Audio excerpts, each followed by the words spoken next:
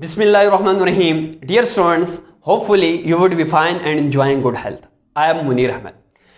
Dear students, in previous lecture we discussed how oxygen transport from alveoli to tissue and how carbon dioxide is produced in tissue or cells and how it is transported from tissue to the lungs. ये हम previous lecture में detail से discuss कर चुके हैं. अब असल में यहां से जो ऑक्सीजन एल्वियोलाई से कैपिलरीज में आई है, कैपिलरीज में आने के बाद सेल्स तक पहुंची है, ये यहां से यहां सेल्स तक असल में किस चीज ने पहुंचाया है, यही आज का हमारा टॉपिक है. जब एल्वियोलाई से ऑक्सीजन ब्लड कैपिलरी में आई, अब ब्लड कैपिलरी में ब्लड फ्लो कर रहा है. ऐसा इमेजिन करें ये जो ब्लड है एज अ रिवर है. इस रिवर के अंदर अब ऑक्सीजन के पास एक अपॉर्चुनिटी यह है कि ये जो ऑक्सीजन है ये डायरेक्ट इस रिवर के अंदर फ्लोट करती हुई सेल्स तक आ पहुंचे. एक तो अपॉर्चुनिटी यह है. लेकिन 70% ऑक्सीजन क्या करती है, जब एल्वियोलाई से ब्लड कैपिलरीज में आती है, ब्लड कैपिलरीज में जो ब्लड है यानी रिवर है, रिवर के अंदर बोर्ड्स फ्लोट कर रही हैं. ये जो बोर्ड्स हैं असल में आरबीसीज हैं. ये जो आरबीसी है ये क्या कहता है, ऑक्सीजन को आ जाओ मेरे ऊपर बैठकर सेल्स तक पहुंचो. और ये जो आरबीसी है ये क्या है, एज अ बोर्ड का काम कर रही है. अब आरबीसीज के अंदर कुछ सीड्स मौजूद होती हैं जिनके ऊपर बैठकर ऑक्सीजन ट्रेवल करती है लंग्स टू सेल्स तक. फॉर एग्जांपल, अगर हम एक आरबीसी को जिसके साथ ऑक्सीजन अटैच है जो लंग से आ रही है टिश्यू की तरफ, इसको अगर मैग्नीफाई करके देखें तो मैग्नीफाई करने के बाद एज अ बोर्ड काम कर रहे हैं आरबीसी. और आरबीसी के अंदर जो सीड्स की मैंने बात की, वो सीड्स असल में क्या चीज है जिसके ऊपर ऑक्सीजन बैठी हुई है, वो असल में हीमोग्लोबिन है.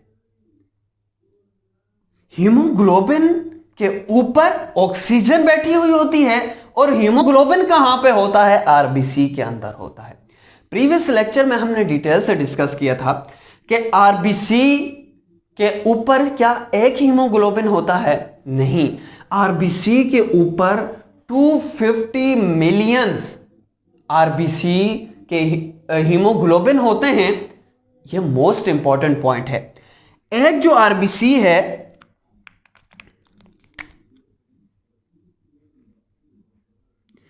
इसके ऊपर 250 मिलियंस हीमोग्लोबिन होते हैं. इस पॉइंट को वाटर मार्क कर दें. यह हमारे लिए मोस्ट इंपॉर्टेंट है एमडी कैट टेस्ट के लिए, ईटा टेस्ट के लिए. आज हम इसी हीमोग्लोबिन को डिटेल से डिस्कस करेंगे कि हीमोग्लोबिन क्या है. इस लेक्चर के बाद स्टूडेंट्स इस काबिल हो जाएंगे कि हीमोग्लोबिन क्या है, हीमोग्लोबिन कहां पे प्रेजेंट होता है, हीमोग्लोबिन की स्ट्रक्चर कैसी है. यह डिफरेंट क्वेश्चन डेली लाइफ में हमारे माइंड में आते हैं कि आरबीसी यानी जो ब्लड है इसका जो कलर है वो रेड क्यों होता है. हम हॉस्पिटल्स में जाते हैं, टेस्ट करवाते हैं, जब टेस्ट रिपोर्ट मिलती है तो उसमें लिखा होता है कि हीमोग्लोबिन की रेंज इतने से इतने तक है. अगर रेंज ज्यादा होती है तो उसका क्या इफेक्ट है, अगर वो जो रेंज यानी डिक्रीज करता है हीमोग्लोबिन तो उसका क्या मतलब है. इस लेक्चर के बाद स्टूडेंट्स इन सब टॉपिक्स, इन सब जो क्वेश्चंस हैं इनका आंसर दे सकेंगे. सबसे पहले आज के टॉपिक की तरफ जाते हैं कि हीमोग्लोबिन क्या है. इससे पहले हम एक टर्म समझते हैं कि रिस्पायरेटरी पिगमेंट्स क्या हैं. रिस्पायरेटरी का वर्ड्स निकला है रिस्पायरेशन से, और रिस्पायरेशन में ऑक्सीजन एंड कार्बन डाइऑक्साइड का रोल होता है. ऑक्सीजन इंटर होती है जबकि कार्बन डाइऑक्साइड रिलीज होती है. इन गैसेस को असल में रिस्पायरेटरी गैसेस कहते हैं. अब इन रिस्पायरेटरी गैसेस को जो चीजें ट्रांसपोर्ट करती हैं, जो पिगमेंट्स ट्रांसपोर्ट करते हैं, उनको रिस्पायरेटरी पिगमेंट्स कहते हैं। अगेन रिवाइज कर रहा हूं, रिस्पायरेटरी पिगमेंट्स क्या हैं? Respiratory gases oxygen and carbon dioxide को जो पिगमेंट्स ट्रांसपोर्ट करवाते हैं, जो पिगमेंट्स स्टोर करते हैं, उन पिगमेंट्स को रिस्पायरेटरी पिगमेंट्स कहते हैं। प्रॉपर डिफाइन करते हैं कि रिस्पायरेटरी पिगमेंट्स क्या हैं। The molecules which are involve in transport, वो मॉलिक्यूल्स जो ट्रांसपोर्ट में इन्वॉल्व हैं रिस्पायरेटरी गैसेस की, ऑक्सीजन को लेके आ रहे हैं, ट्रांसपोर्ट कर रहे हैं, और कार्बन डाइऑक्साइड को सेल से लंग्स की तरफ लेके जा रहे हैं, और are storage of respiratory gases, या रिस्पायरेटरी गैसेस को स्टोर करते हैं। फॉर एग्जांपल, कुछ पिगमेंट्स हमारे मसल्स में पाए जाते हैं, वो मसल्स में वो पिगमेंट्स क्या करते हैं, ऑक्सीजन जब बाहर से आती है तो कुछ ऑक्सीजन को स्टोर कर लेते हैं। जब ऑक्सीजन की डिफिशियंसी होती है या एक्सरसाइज के टाइम जब ऑक्सीजन बॉडी को नीड होती है तो वो ऑक्सीजन वहां से रिलीज कर देते हैं। ये मोस्टली मसल्स में होते हैं और मसल्स में उन पिगमेंट्स का नाम मायोग्लोबिन्स है। इंशाल्लाह दूसरे लेक्चर में डिटेल से डिस्कस करेंगे। अभी आते हैं, ट्रांसपोर्ट किसने करवाई और स्टोरेज किसने करवाई है, तो कहते हैं रिस्पायरेटरी पिगमेंट्स। एल्वियोलाई से सेल्स तक जो चीजें ट्रांसपोर्ट करवाती हैं रिस्पायरेटरी गैसेस को, सेल से एल्वियोलाई तक जो गैसेस को ट्रांसपोर्ट करवाती हैं, उन पिगमेंट्स को रिस्पायरेटरी पिगमेंट्स कहते हैं। अगर स्टोर करती हैं तो उनको स्टोरेज पिगमेंट्स का, रिस्पायरेटरी स्टोरेज पिगमेंट्स का नाम भी दिया जाता है। अब कभी आप लोगों ने सोचा है कि ह्यूमंस का जो ब्लड है या एनिमल्स का जो ब्लड है उनका कलर रेड होता है, लेकिन जो इनवर्टिब्रेट्स हैं उनका कलर रेड नहीं होता। आज इस क्वेश्चन का आंसर भी समझेंगे कि वो रेड क्यों नहीं होता, उसकी क्या वजह है। अब रिस्पायरेटरी पिगमेंट्स की एग्जांपल्स की तरफ जाते हैं कि वो कौन सी रिस्पायरेटरी पिगमेंट्स हैं जो ट्रांसपोर्ट और स्टोरेज का काम करते हैं। एक हमारे पास हीमोग्लोबिन है जो हमने अभी देख लिया है, दूसरा है हीमोसाइनिन, हीमोअराइथ्रिन। ये वो पिगमेंट्स हैं जो इनवर्टिब्रेट्स में हैं और इन पिगमेंट्स का कलर रेड नहीं होता। इस वजह से इनवर्टिब्रेट्स का जो ब्लड है वो रेड कलर में नहीं होता, लेकिन जो हायर वर्टिब्रेट्स हैं उनमें हीमोग्लोबिन और हीमोग्लोबिन का कलर रेड है। इस वजह से ह्यूमन का या दूसरे वर्टिब्रेट्स का जो कलर है वो रेड होता है। एक फोर्थ जो पिगमेंट्स है जिसको हम मायोग्लोबिन्स कहते हैं, मायोग्लोबिन्स का काम रिस्पायरेटरी गैसेस यानी ऑक्सीजन को स्टोर करना है, जब उसको जरूरत हो तो उसको रिलीज करना है। अब हम सबसे पहले इस पिगमेंट्स की बात करेंगे जिसका नाम हीमोग्लोबिन है, जो आरबीसीज के अंदर मौजूद है, जो ऑक्सीजन को लंग्स है, जो ऑक्सीजन को सेल्स की तरफ लेके आ रहा है, ट्रांसपोर्ट का काम करवा रहा है। कि हीमोग्लोबिन क्या है, हीमोग्लोबिन की स्ट्रक्चर, फंक्शंस, हीमोग्लोबिन का कलर, नॉर्मल रेंज एडल्ट में इसकी कितनी, अगर इंक्रीज कर जाए और डिक्रीज कर जाए तो कितनी क्या प्रॉब्लम होंगे, अब उसको डिटेल से डिस्कस करें। डियर स्टूडेंट्स, अब इन एग्जांपल में से रिस्पायरेटरी पिगमेंट्स की एक एग्जांपल को डिस्कस करते हैं जिनको हीमोग्लोबिन कहते हैं। सबसे पहले हीमोग्लोबिन का कॉन्सेप्ट समझते हैं कि हीमोग्लोबिन क्या है, इसकी प्रेजेंस कहां पे है, इसको हीमोग्लोबिन क्यों कहते हैं, अगर इसका लेवल इंक्रीज हो गया तो क्या प्रॉब्लम होगा, अगर डिक्रीज होता है तो क्या प्रॉब्लम होता है, और नॉर्मल रेंज कितनी है, इस सब को डिस्कस करते हैं। और मोस्टली आपने ये भी देखा होगा कि जो कलर है ह्यूमन बॉडी का, वो जो ब्लड ब्लीडिंग होती है तो ब्लड का जो कलर है वो रेड होता है, लेकिन जो ही आप इनवर्टिब्रेट्स को देखते हैं जैसे क्रैब्स वगैरह हैं, अगर उनको कट वगैरह लग जाए तो उनमें से जो लिक्विड निकलता है उनका कलर रेड नहीं होता। तो इसकी क्या रीजन है, अब उनको डिस्कस करते हैं। सबसे पहले हीमोग्लोबिन का कॉन्सेप्ट समझते हैं। मोस्टली स्टूडेंट्स को यह कंफ्यूजन होती है ये जो आरबीसी है यही हीमोग्लोबिन है, लेकिन ऐसा नहीं होता। अगर हम एक आरबीसी को ब्लड कैपिलरी से लेने के बाद उसको मैग्नीफाई करें, मैग्नीफाई किया, मैग्नीफाई करने के बाद उस आरबीसी के अंदर मिलियंस ऑफ पिगमेंट्स नजर आते हैं। इन पिगमेंट्स को असल में हीमोग्लोबिन कहते हैं। अगेन रिवाइज करो, हीमोग्लोबिन क्या है? अगर हम आरबीसी लें, रेड ब्लड सेल लें, रेड ब्लड सेल्स के अंदर 250 मिलियन पिगमेंट्स होते हैं, उन पिगमेंट्स को हीमोग्लोबिन कहते हैं। अब असल में जब आरबीसी ब्लड कैपिलरीज में ट्रेवल कर रही होती है एज अ बोट, लेकिन इस बोट के अंदर जो सीड्स हैं वो असल में हीमोग्लोबिन है, जो ऑक्सीजन को बिठाकर अपने ऊपर सेल्स की तरफ लेके आ रही होती हैं। इन सीड्स को असल में हीमोग्लोबिन कहते हैं। अब यहां पे एक इंपॉर्टेंट पॉइंट मैंने बताया है, ईटा पॉइंट ऑफ व्यू से, एमडी कैट टेस्ट है, वो ये है कि एक जो आरबीसी है उसके अंदर कितने हीमोग्लोबिन के पिगमेंट्स होते हैं? 250 मिलियन हीमोग्लोबिन होते हैं। इसको स्टार मार्क कर दें, यह मोस्ट इंपॉर्टेंट है एमडी कैट टेस्ट के लिए, एमसीक्यूज में आ सकता है और प्रीवियस ईटा टेस्ट में यह आ चुका है कि एक आरबीसीज में कितने हीमोग्लोबिन्स होते हैं। तो स्टूडेंट्स को यह कंफ्यूजन होती है कि आरबीसी के अंदर तो एक ही हीमोग्लोबिन होता है। नहीं, उसके अंदर स्मॉल पिगमेंट्स बहुत से होते हैं और एक पिगमेंट्स को हम क्या कहते हैं? हीमोग्लोबिन का नाम दिया जाता है। अच्छा, इस एक पिगमेंट्स को अगर हम मैग्नीफाई करके देखें तो इसकी फर्दर 4 सब यूनिट्स होती हैं। अब यह भी एमडी कैट टेस्ट के लिए मोस्ट इंपॉर्टेंट है। एक हीमोग्लोबिन जो है उसके अंदर कितनी सब यूनिट्स हैं? 4 सब यूनिट्स हैं। 4 सब यूनिट्स होती हैं। यह भी स्टार मार्क कर दें ताकि आपको क्लियर हो जाए। अब यहां इसके बाद एक और मोस्ट इंपॉर्टेंट एमसीक्यूज है। अब इन 4 सब यूनिट्स, हर सब यूनिट के साथ एक ऑक्सीजन का मॉलिक्यूल बाइंड होता है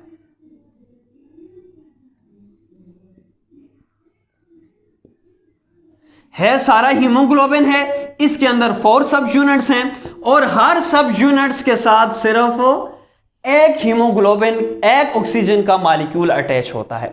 मींस के एक सब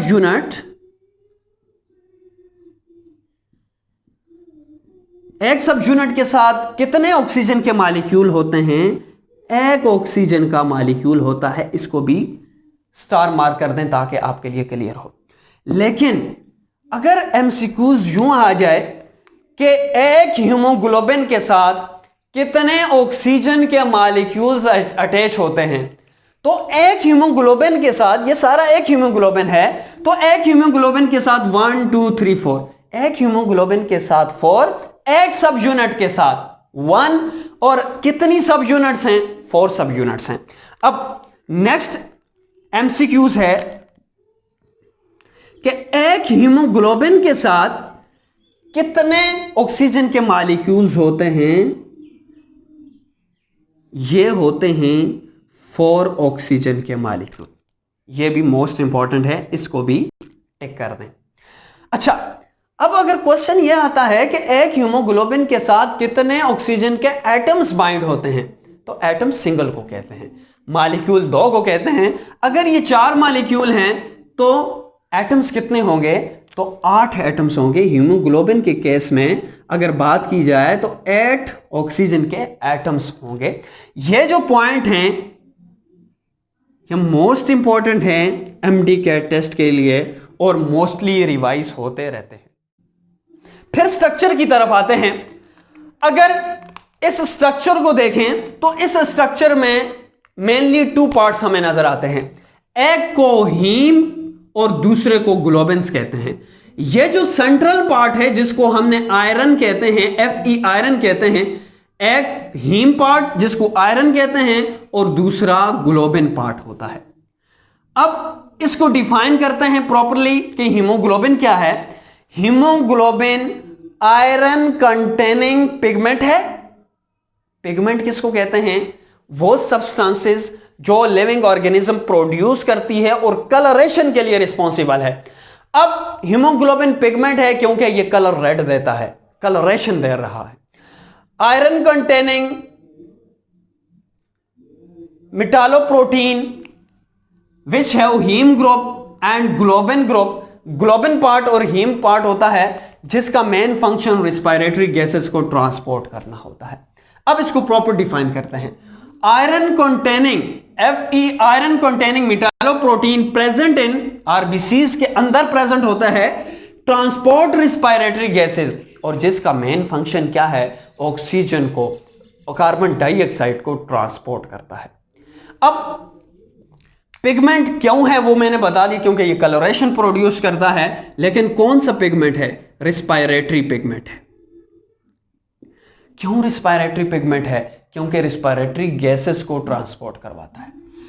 ट्रांसपोर्ट किसको करवाता है, ऑक्सीजन एंड कार्बन डाइऑक्साइड को। अब यहां पे एक इंपॉर्टेंट पॉइंट है, मैंने यहां पे भी HB लिखा हुआ है।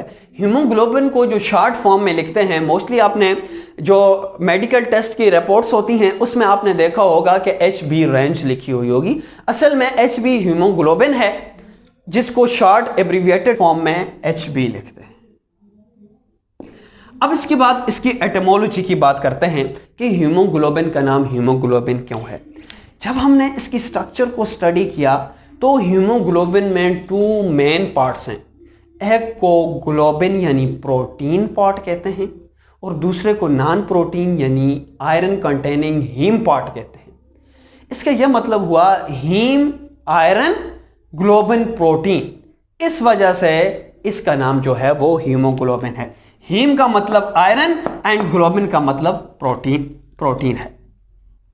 अब सर फिर क्वेश्चन है कि ह्यूमन का जो ब्लड है उसका कलर रेड क्यों होता है। यहां जनरली बात करेंगे, इंशाल्लाह मैं एनिमेटेड वीडियो अपलोड करूंगा, उसमें डिटेल्स हम डिस्कस करेंगे कि ये रेड कलर क्यों होता है, एनिमेशन से क्लियर हो जाएगा। यहां पर जनरली बात करते हैं कि रेड ह्यूमन का कलर, ब्लड का कलर जो है वो रेड है, तो क्यों है वो, इस वजह से क्योंकि ये जो आयरन है ये रेड इन कलर होता है जब ऑक्सीजन के साथ बाइंड करता है, इस वजह से ह्यूमन का जो ब्लड है वो कलर है। सर फिर क्वेश्चन है, जी क्या क्वेश्चन है सर, ह्यूमन के ब्लड के अंदर व्हाइट ब्लड सेल्स भी हैं, प्लेटलेट्स भी हैं, आरबीसीज भी हैं, लेकिन जो ही ब्लीडिंग होती है, जब ब्लड ब्लीड करता है तो वो तो कलर रेड ही दिखता है, हालांकि व्हाइट ब्लड सेल्स भी हैं। लेकिन इंपॉर्टेंट पॉइंट है, ह्यूमन बॉडी में अगर रेंज की बात की जाए तो सबसे ज्यादा ब्लड की कंपोजिशन में, इसको रेड से ड्रा करता हूं ताकि क्लियर हो जाए, सबसे ज्यादा जो हैं वो आरबीसीज हैं। इसके बाद दूसरे व्हाइट ब्लड सेल्स या WBCs है। ज्यादा अमाउंट होने की वजह से, ज्यादा नंबर्स होने की वजह से ब्लड में जब ब्लड ब्लीड करता है, कट लगता है, तो जो ब्लड का कलर है वो आपको रेड दिखता है।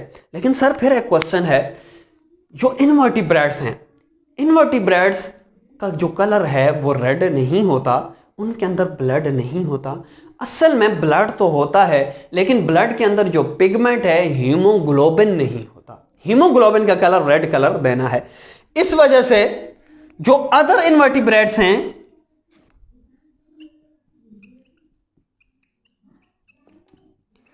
उनके अंदर दूसरे पिगमेंट्स हैं जिनमें हीमोसाइनिन, एराइथ्रोसाइनिन एक्सेट्रा। जबकि आरबीसी जो ह्यूमन के केस में है वो ब्लड का कलर रेड है, वो इस वजह से क्योंकि इसमें आयरन है और जब आयरन ऑक्सीजन के साथ बाइंड होता है तो इसका जो कलर है वो रेड होता है। अब इसके बाद हीमोग्लोबिन की अमाउंट की बात करते हैं कि हीमोग्लोबिन की अमाउंट कितनी होती है ह्यूमंस में। अगर फॉर एग्जांपल ये 100 मिलीलीटर ब्लड है, इस 100 मिलीलीटर ब्लड में 15 ग्राम हीमोग्लोबिन होता है पर 100 मिलीलीटर। यह पॉइंट भी आप स्टार मार्क कर दें क्योंकि ईटा एमडीकैट टेस्ट के लिए मोस्ट इंपॉर्टेंट एमसीक्यूज है। इसके बाद अगर इसकी नॉर्मल रेंज की बात की जाए कि इसकी जो है वो नॉर्मल रेंज कितनी होती है, तो नॉर्मल रेंज जो मेल हैं उनमें 13.5 टू 17.5 ग्राम पर डेसीलीटर, जबकि फीमेल में 12.0 टू 16.0 होती है। इसको भी आप वाटर मार्क कर दें क्योंकि ये मोस्ट इंपॉर्टेंट एमसीक्यूज है। अब इसके बाद इसकी स्ट्रक्चर को डिस्कस करते हैं कि इसके स्ट्रक्चर्स क्या है। अगर हम एक आरबीसीज को मैग्नीफाई करें, उस आरबीसीज में 250 मिलियन हीमोग्लोबिन होंगे। उस एक हीमोग्लोबिन को मैग्नीफाई करें तो उसमें हमें 4 सब यूनिट्स नजर आती हैं, और हर सब यूनिट्स 4 सब यूनिट्स हैं, और हर सब यूनिट्स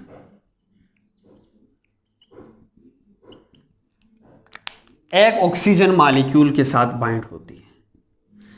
इसके बाद इस स्ट्रक्चर में 2 पार्ट हैं, एक हमें ग्लोबिन पार्ट नजर आता है, दूसरा हीम पार्ट नजर आता है। सो हीम एंड ग्लोबिन, ये 2 पार्ट्स इसके स्ट्रक्चर में हैं। अगर एक यूनिट को मैग्नीफाई करके देखें तो मैग्नीफाई करने के देखने के बाद ये जो सेंट्रल रीजन है इसको मैंने यूं ड्राया किया हुआ है। इसका जो केमिकल फार्मूला है ये असल में पायरोल रिंग से मिलकर बनता है, जो किसके साथ, आयरन के साथ अटैच होती हैं। इस स्ट्रक्चर को प्रोफायरीन कहा जाता है। वो स्ट्रक्चर हीमोग्लोबिन में जिसके अंदर आयरन हो और पायरोल रिंग्स हो, उनके लिए एक टर्म यूज होती है जिसको प्रोफायरीन कहते हैं। अब इसके बाद एक मोस्ट इंपॉर्टेंट जो प्रीवियस एमडी कैट टेस्ट में रिवाइज हो चुका है एमसीक्यूज, उसको डिस्कस करते हैं। अगर एक हीमोग्लोबिन की स्ट्रक्चर देखी जाए तो उसमें 4 सब यूनिट्स हैं, और हर सब यूनिट्स एक आयरन और एक ग्लोबिन पार्ट से मिलकर बनता है। अब ये जो ग्लोबिन पार्ट है इस सब यूनिट्स में, ये जो पार्ट्स हैं ये 2 सब यूनिट्स या 2 चेन से मिलकर बनता है। एक को बीटा चेन्स कहते हैं, एक को अल्फा चेन्स कहते हैं। एक ये अल्फा चेन है इस यूनिट की, एक ये अल्फा चेन है इस यूनिट की, मींस के 2 अल्फा चेन्स होती हैं एक हीमोग्लोबिन में, जबकि 2 बीटा चेन्स होती हैं। अब अल्फा चेन्स में अमाइनो एसिड्स हैं, जाहिर है प्रोटीन है, ग्लोबिन क्या है, प्रोटीन है। अब प्रोटीन अमाइनो एसिड से मिलकर बनती है। अब कितने अमाइनो एसिड से मिलकर बनती है? जो अल्फा चेन है, एक alpha chain approximately 141 amino acid से मिलकर बनती है, जबकि एक बीटा चेन 146 अमाइनो एसिड से मिलकर बनती है। यह एमसीक्यूज मोस्ट इंपॉर्टेंट है। अगर क्वेश्चन यह आए कि एक यूनिट जो अल्फा चेन है उसमें एक की बात कर रहा हूं, एक में कितने अमाइनो एसिड होंगे, 141। लेकिन अगर यह पूछा जाए कि 2 अल्फा चेन्स में कितने होंगे, तो 2 अल्फा चेन्स में 141 इज इक्वल टू 282। यह भी एमसीक्यूज है। अगर 2 अल्फा चेन्स में हो 282। इसी तरह अगर पूछा जाए कि 1 बीटा चेन में कितने अमाइनो एसिड्स हैं, तो सिर्फ वन चेन में 146, और अगर 2 में हैं, 2 बीटा में 146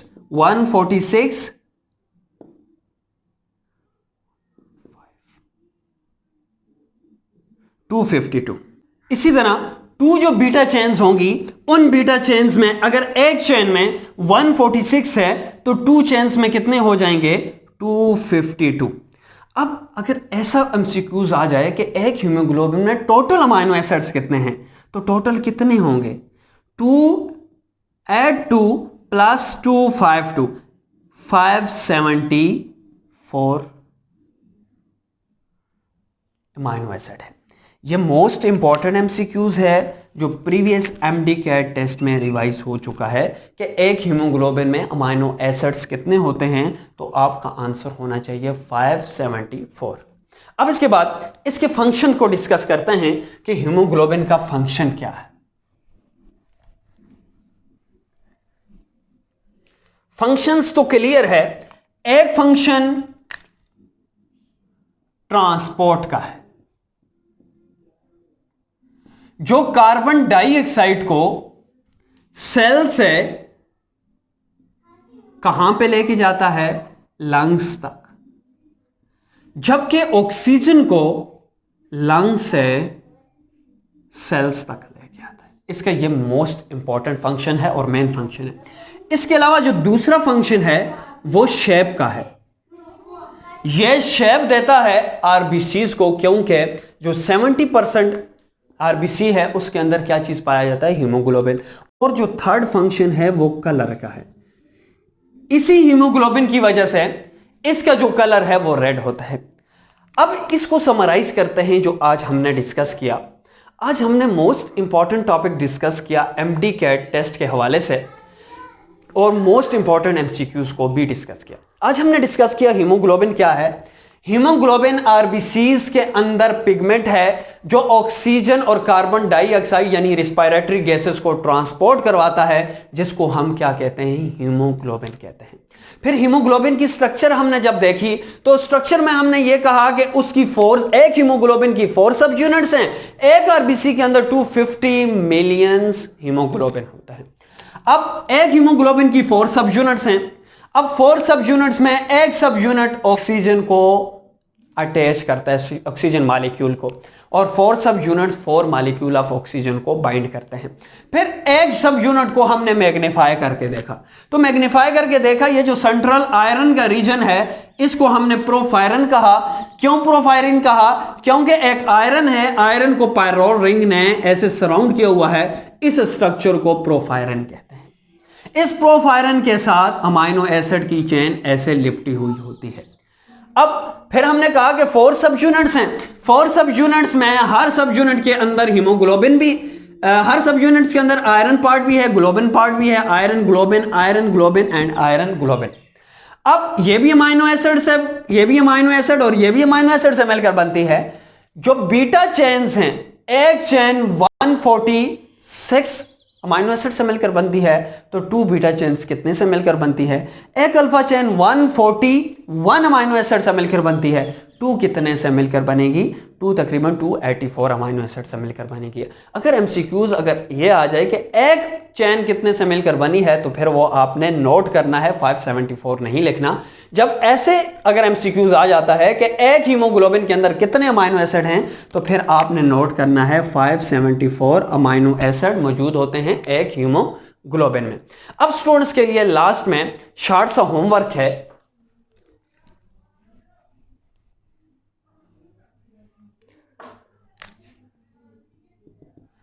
राइट द नोट ऑन